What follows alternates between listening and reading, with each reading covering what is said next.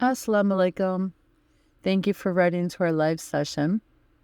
As I understand your question and your situation, how you're feeling, you feel that you're constantly being judged by people, and you're asking if there's a better way to heal from trauma.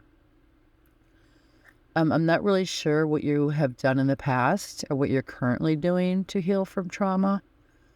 You state that you have past experience with domestic violence, and as a result, you feel unworthy and somehow weak and sick.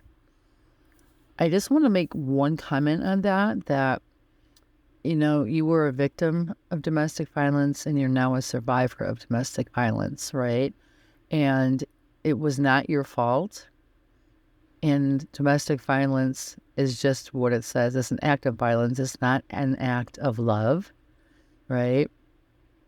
And for you to feel unworthy and weak and sick is actually how the perpetrator, the one who abused you and was violent with you, should feel, not you, right? Again, it was not your fault, and you did not deserve that. You should never have been abused, and I'm really sorry that you were. Unfortunately and sadly, there's, millions of women worldwide who were in that situation of domestic violence. And alhamdulillah, sister, that you got out of there, right? You got out of the situation. And you should be very proud of yourself for doing that, number one, because it's very hard. And number two, you should feel very empowered and good about yourself and have confidence that you did do that, right? And now you're starting a healing journey. So I would kindly suggest, sister, that you find a therapist in your area, right? Or a counselor that you can see on a regular basis to start the journey of healing from trauma. It is, it's totally possible that when you start your counseling sessions, it might be difficult at first, right? Because, sometimes you have to relive or talk about really painful things. But by doing that and moving through the process, you become stronger and stronger, and you come to terms with things, and you start to heal, right? And you start to value the person that you are, and you start to love yourself again. So please do seek out counseling in your area. Also, check out some community centers around you that may have some support groups for women who are victims of domestic violence. Please do, check at your local masjid and Islamic center to see if there are any support groups for Muslim women there.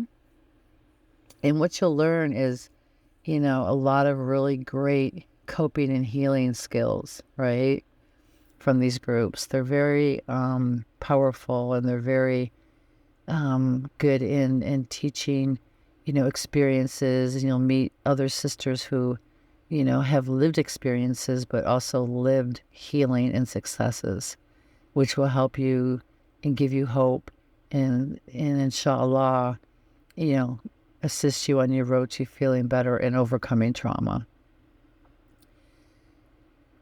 It's a journey, right? And it will take a little bit of time, but you can heal from the trauma and you can move on with your life and feel better. And as far as people constantly judging you, if they are, inshallah, sister, just ignore them, because really nobody has the right to judge anyone, and that's on them. And guess what?